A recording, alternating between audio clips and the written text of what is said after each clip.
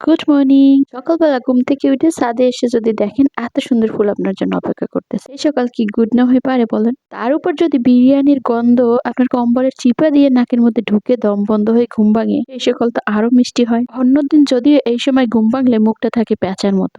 আজ দাঁত চিকিয়ে হাসি দিয়ে উঠে পড়ছি, কারণ বাসায় বিরিয়ানি রান্না করা হইতেছে। এটা ছিল বাড়িতে আসার পঞ্চম কি ষষ্ঠম দিনের ব্লগ।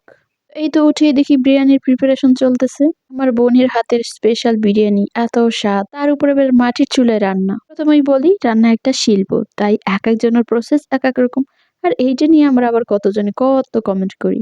যাই হোক, প্রথমে মাংসটা তেলে ভেজে নিয়ে এবার এটা ম্যারিনেশন করার জন্য এই সব কিছু দিয়ে দিচ্ছি। মশলা তো দেখছিনি, আদা বাটা, রসুন বাটা, বাদাম বাটা, পেঁয়াজ বেরেস্তা আর একটু টক দই। এবার এটাকে সুন্দর করে ম্যারিনেট করা হবে। ভাই, এই ম্যারিনেটের পার্টটা যে আমার এত ভালো লাগে, এটা যে কোনো তরকারি, মাছ, মাংস যাই হোক। এটা আমি তোমাদের সাথে অনেকবার বলেছি। মাঝে মাঝে তো ভুলেই যাই যে এটা কাঁচা, আমার ধরেই মনে চায় খেয়ে ফেলি। এবার একটু এই হাওয়া বাতে বেগুন দিতে আমিও চলে আসছি। 1 মিনিটের জন্য আমি একটু ম্যারিনেট করে নিলাম। বিশ্বাস করুন, এই 1 মিনিট আমি ম্যারিনেট করছি দেখে আজকের বিরিয়ানি এত স্বাদ হয়েছে।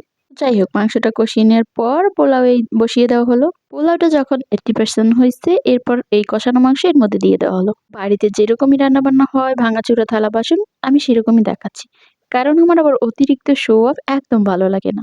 আমরা যেভাবে সিম্পল লাইফ লিড করি সেভাবেই দেখানো উচিত, কারণ এই পৃথিবীতে সবার সবকিছু থাকবে এরকম কোনো নিয়ম নেই। আমার যা আছে তাই নিয়ে আমি অনেক হ্যাপি। এই তো বিরিয়ানি এদিকে হচ্ছে, আর আজকে বিকেলে আবার একটু কেক বানানোর প্রিপারেশন নিচ্ছিলাম। এর একটা কারণ ছিল, কারণ আমার ভাগ্নির আজকে বার্থডে ছিল। গ্রামে যেহেতু সব জিনিস অ্যাভেলেবেল থাকে না, তাই ওকে খুশি করার জন্য বাসায় নিজেদের মতো ট্রাই করছিলাম। আর আজকের কেকটা একটু ভিন্নভাবে বানানো হবে, কোনো রকম বিটার হ্যান্ড উইচ ছাড়াই, একদম এই যে ব্লেন্ডারে করে বানাবো। আর একটা কথা, আমরা আসলে ভিডিওতে সবসময় যেটা দেখি সেটা কিন্তু পারফেক্ট না, আমাদেরকে পারফেক্ট করে দেখানো হয়। এটা আজকে এই কেক বানাতে গিয়েই আমি বুঝতে পারছি। এই রেসিপিটা আমি এক আপুর কাছ থেকে দেখছিলাম অনলাইনে। আজকে সেম ট্রাই করে কি রেজাল্ট পেয়েছি সেটা দেখার জন্য অপেক্ষা করো। যাই হোক, এইগুলো ব্লেন্ড করে নেওয়ার পর এবার শুকনো উপকরণগুলো সবগুলো দিয়ে ভালো করে মিক্স করে নিতে হবে।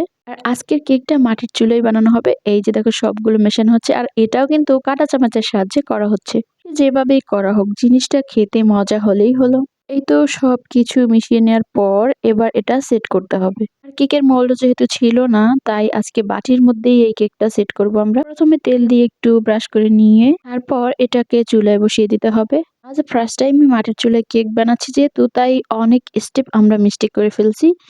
হয়তো এর কারণে কেকটা একটু অন্যরকম হয়েছে। যাই হোক, এবার এটাকে মাটির চুলায় এরকম একটা ভাঙা কড়াইয়ের মধ্যে একটু বালু দিয়ে বসিয়ে দেওয়া হলো। তারপরে একটা মাটির ঢাকনা দিয়ে ঢেকে দিছি। যে দেখো, এটা মাফিন কেকের স্মেল শেপের মতো হয়েছে। হিটটা একটু বেশি হয়েছে, যার কারণে এরকম দেখতে যেরকম হোক, কেকটা অনেক সফট ছিল, খেতে অনেক মজা ছিল। সব বাচ্চারা তো কারাকারি করছিল এই কেক নিয়ে। বাড়ির খাবার আসলে শুধু সিদ্ধ করলেও স্বাদ হয়। তোমরা আবার কেক দেখে উল্টোপাল্টা কমেন্টস করো না। সবাই মিলে ভাগাভাগি করে যে জিনিসই খাওয়া হয় সেটা কিন্তু অনেক স্বাদ হয়। আজ এ পর্যন্ত, সবাই ভালো থেকো, টাটা।